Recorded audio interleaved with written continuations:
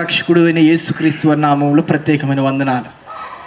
ఈరోజు ఈ మాటలు ఏవో అనుకోవచ్చు మీరు, అయితే ప్రభు యేసుక్రీస్తు గురించి మేము చెప్పుచూ ఉన్నాము.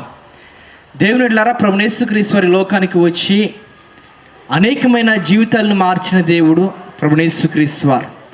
ఈ మాటల ద్వారా మీరు అనుకోవచ్చు ఇది ఒక మతానికో కులానికో వర్గానికో సంబంధించిందేమో అని, కానీ ఏ మతానికి కానీ కులానికి కానీ సంబంధించింది కాదు. కానీ మనిషి యొక్క జీవితాలను మార్చేటువంటి మాటలు మాత్రమే తెలియజేయాలని ఆశ కలిగి ఉన్నాము.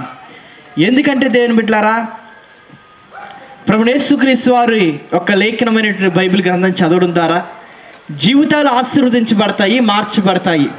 దానికి కారణం నేనే. ఈరోజుకి ఎలా కనిపిస్తున్నాను కానీ దేవుని బిడ్డలారా, ఒకప్పుడు నేను 10th క్లాస్లో ఉండగానే 9th క్లాస్లో ఉండగానే భయంకరమైన త్రాగుడికి నేను అలవాటు పడిన వాడిని, భయంకరంగా త్రాగిన వాడిని, భయంకరంగా అనేక మంది ఫ్రెండ్స్తో సినిమాలకు వెళ్ళిన వాడిని. దేవుని బిడ్డలారా, అంత మాత్రమే కాదు, మా తల్లి దగ్గర మా తండ్రి దగ్గర వారు దాచుకుని కష్టార్జితం దాచుకుంటే ఆ డబ్బులు తీసుకువెళ్ళి సినిమాలు చూసి ఇంటర్నెట్లో చూసిన వాడిని నేను. అయితే నా జీవితం ఎలా మార్చబడిందంటే, ఇంకా మా తల్లి తండ్రి నేను వద్దనుకున్నారు, మా స్నేహితులందరూ నన్ను విడిచిపెట్టేశారు, అందరూ కూడా నా బంధువులందరూ నన్ను తృణీకరించారు. ఎందుకంటే వీడు సినిమాలు చూస్తూ ఉన్నాడు, వీడు ఏం చేస్తున్నాడంటే ఇంకా లోకానుసారంగా త్రాగుడు తాగుతూ ఉన్నాడు, గుట్కాలు తింటూ ఉన్నాడు, కైనీళ్ళు తింటూ ఉన్నాడు, కాబట్టి వీడు మాకు అనవసరం అనేసి అందరూ కూడా బంధువులందరూ నన్ను తృణీకరించాడు. దేని బిడ్డలారా, అంత మాత్రమే కాదు, నా తల్లి దగ్గర నా తండ్రి దగ్గర కష్టార్జితం దొంగిలించి వెళ్ళి సినిమాలు చూడడం వల్ల మా యొక్క గ్రామాల్లో నన్ను ఒక దొంగగా కూడా చూసేవారు. కానీ నా జీవితం తర్వాత ఎట్లా మార్చబడిందంటే, ప్రభుని యేసుక్రీస్తు వారి యొక్క లేఖనాలు చదవడం ద్వారా, యేసు ప్రభు వారు నన్ను దర్శించడం ద్వారా నేను ఏం చేయబడ్డానంటే, ఒక దినమందు ప్రార్థనలో ఉండగా ప్రభు వారు నన్ను దర్శించారు. ఎప్పుడైతే దర్శించారో నేను బైబిల్ గ్రంథాన్ని చదవడం మొదలు పెట్టానండి. ఎప్పుడైతే బైబిల్ గ్రంథాన్ని చదవడం మొదలు పెట్టానో ఇందులో రాయబడింది, నీ తల్లిని నీ తండ్రిని సన్మానించు, అప్పుడు నువ్వేం చేయబడతావంటే దీర్ఘాయుష్మంతుడు అవుతావు అన్నారు. కానీ నేను ఒకప్పుడు నా తల్లి నా కోసం బాధపడేది, ఎందుకంటే త్రాగేసి తిరుగుతున్నాడని. నా తండ్రి నన్ను బాధపడేవాడు, ఎందుకంటే ఇంట్లో డబ్బులు తీసుకెళ్లి సినిమాలకు వెళ్తున్నాడని. కానీ బైబిల్ గ్రంథం చెప్తుంది, తల్లిని బాధ పెట్టేవాడు, తండ్రి బాధ పెట్టేవాడు ఏం చేస్తారంటే హఠాత్తుగా మరణిస్తాడు. అదే తల్లిని ప్రేమిస్తే తండ్రిని ప్రేమిస్తే ఏం చేయబడతాడంటే దీర్ఘాయుష్మంతుడు అవుతాడు, ఆయుష్ పెరుగుతుందని చేసి బైబిల్ గ్రంథంలో రాయబడింది. దేని బిడ్డలారా, మరి నేను త్రాగుడి నుంచి సినిమాల నుంచి ఇంటర్నెట్ నుంచి అట్లా బయటకు వచ్చానంటే ఇది బైబిల్ గ్రంథంలో రాయబడింది, త్రాగడం పాపం నరకానికి పోతారని బైబిల్ గ్రంథంలో రాయబడింది. ఏహలోక కల్పితమైన సినిమాలు చూడడం పాపం, అలాంటి వాటి చూడడం వల్ల ఇదిగో సమాజం పాడైపోతుంది, కాబట్టి సమాజంలో ఉన్న ఒక చెడుతనం నీలోకి వస్తుంది, కాబట్టి నువ్వు ఎక్కడికి వెళ్తావు, నరకానికి వెళ్ళిపోతావు అని బైబిల్ గ్రంథంలో రాయబడింది. అంత మాత్రమే కాదు, దేవునికి దగ్గర అవ్వాలంటే మనలో నుంచి పాపం తీసివేయబడాలి. ప్రభువు యేసుక్రీస్తు వారిని అంగీకరించిన తర్వాత నా జీవితం మార్చబడిందండి.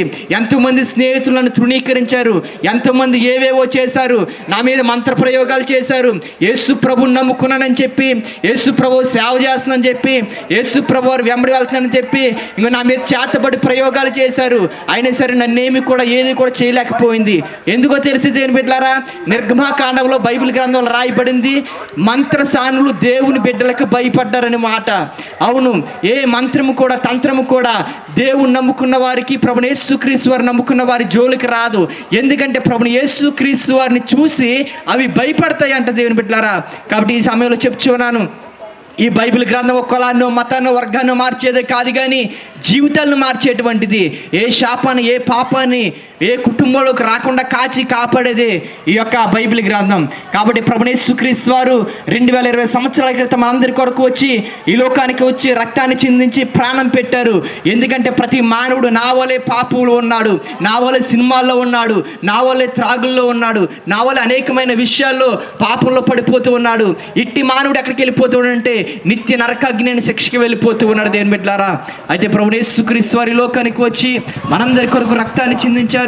కాబట్టి ఈరోజు యేసు రక్తం ఏం చేస్తుందంటే ప్రతి మానవుని పరిశుద్ధపరుస్తుంది, ప్రతి మానవుని పాపం కడుగుతుంది, నిత్య జీవానికి నిత్య రాజ్యానికి వారసులుగా చేస్తూ ఉంది.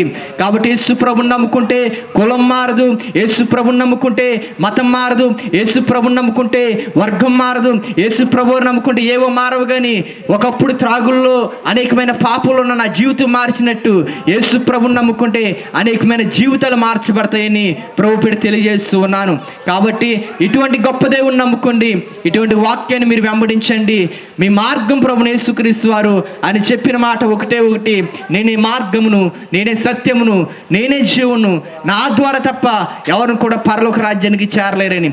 అంటే స్వర్గానికి చేరాలంటే ఒకే ఒక్క మార్గం ఉంది, అదే ప్రభుని యేసుక్రీస్తు వారు. ఈ ఉండ్రాజవరం గ్రామం రావాలంటే దేని బిడ్డలారా, ఈ పక్క నుంచి చివటం మీద నుంచి రావచ్చు, అటు నుంచి మార్త మీద నుంచి రావచ్చు, ఈ వెనకాల పాలింగి తణుకు మీద నుంచి రావచ్చు దేని బిడ్డలారా.